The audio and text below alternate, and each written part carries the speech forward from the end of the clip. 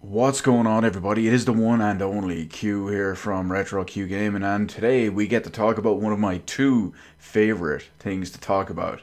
And we're not talking about retro games today, so we're talking PC hardware and PC specs. So what are we doing this time? Well, just now, Bloober Team, the development studio behind the upcoming The Medium for Xbox Series MES consoles and PC, have put out a new trailer and, more importantly, have put out detailed system requirements. Previously, we just had minimum and recommended. Now we have a huge amount encompassing several different types of settings, several different requirements, and what you can expect and what they can give you. Now, it's important to note that The Medium is a current gen only game, so it runs on PC and the Xbox Series MES consoles like we've already mentioned, but the most important thing is now that this means the game will not be limited by old hardware and old design. You will see higher end CPUs and higher end GPUs being the very minimum, and of course that leaves on the top end as well a much higher ceiling of quality, of game design, etc. This is why stuff like this is very important to me, and I like to talk about this. Another great example is Godfall, that we also did the same idea in the past. So anyway, let's get on to all of these system requirements here. It is important to note that the game runs at 30 frames per second on the Xbox consoles, and all of these system requirements, which we'll go through resolution and frame rate, but they're all given at 30 frames per second. There is an option to run it unlocked rather at 60 frames and above. It's expected to be very heavy on resources because if you're not familiar with the game, the Medium actually renders two worlds separately and individually at the exact same time.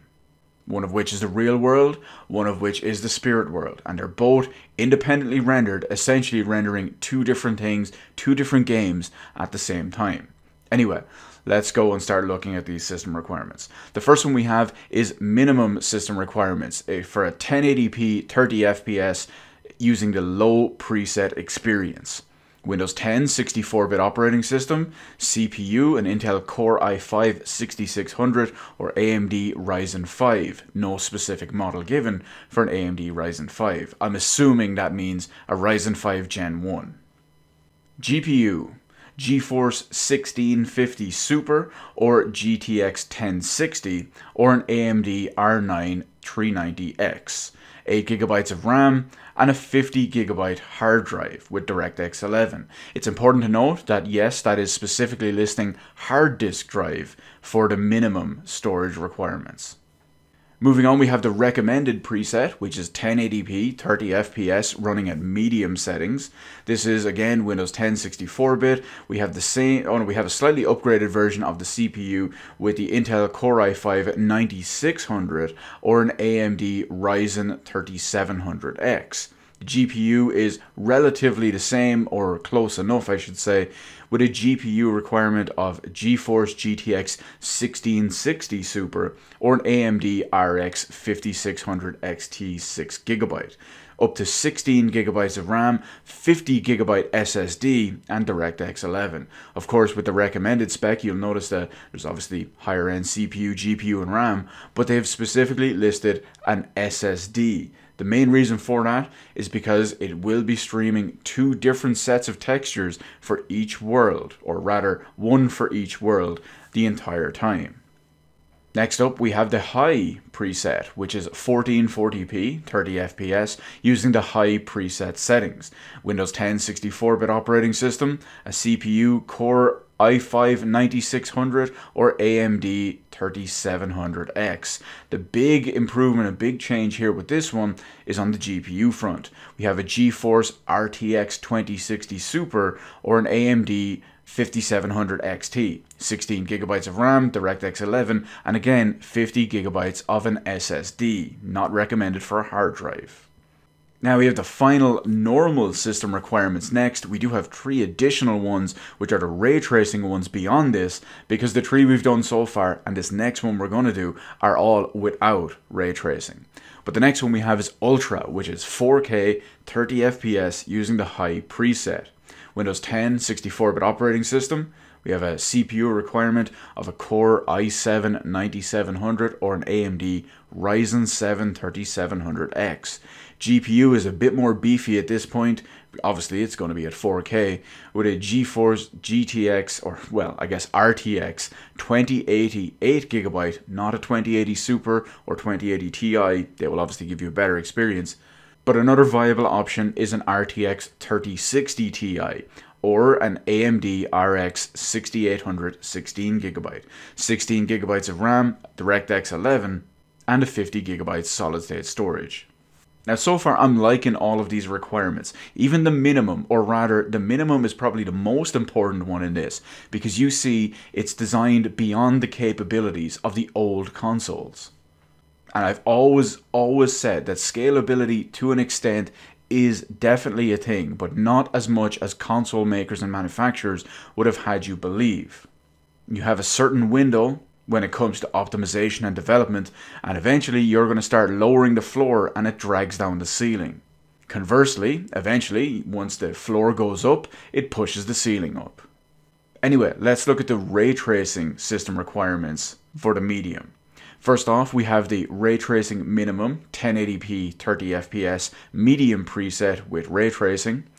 Windows 10 64-bit operating system, Intel Core i5-9600 or AMD Ryzen 7 3700X, GeForce RTX 2060 Super 8GB or an AMD RX 6800 16GB, 16 gigs of RAM, 50 gigabytes on the solid state storage drive, and this one is 12 when it comes to DirectX, not 11 like the previous ones. I believe ray tracing is only available, DirectX ray tracing at least anyway, under the DX12 API.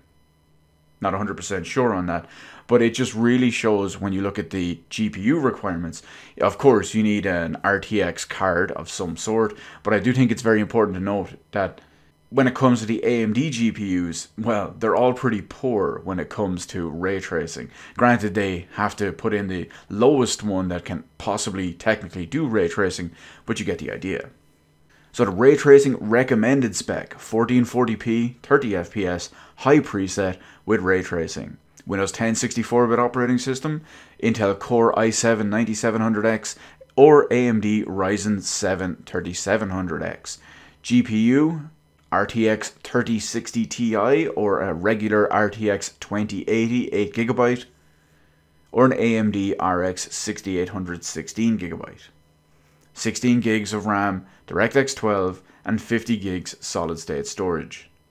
And finally, the king of the hill we have here, ray tracing high preset, 4K 30fps using the high preset settings. Windows 10 64-bit, Intel Core i7-9700, AMD Ryzen 7 3700X. Now here's the big important one we have here. GPU, GeForce RTX 3080 or AMD RX 6800 XT 16GB, 16 gigs of RAM, 50 gigs of solid state storage and DirectX 12. Now the big important one there is to push 4K 30fps in this game with ray tracing. You are looking at an RTX 3080 or a 3090. It's going to be very interesting to see how these requirements scale, because remember, they all give 30 FPS. It's going to be very interesting to see how they scale when you unlock the frame rate to have it run higher. I know personally I'm going to be running it at 1440p, but my computer exceeds the ray tracing high specification.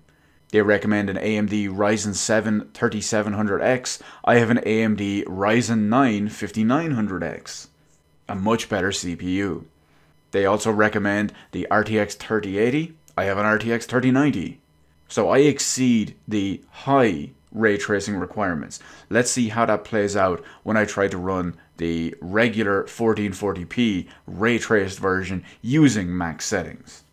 But anyway, back to the important point we have of this video. It's always good to see everything push forward and move forward, not be shackled by stuff like hard disk drive speeds or Jaguar CPUs or crappy GCN GPUs.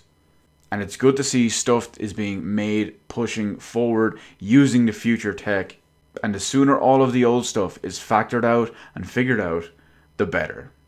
The previous generation with Xbox One and PS4 has arguably been the absolute worst generation when it comes to just how badly consoles were holding PC back.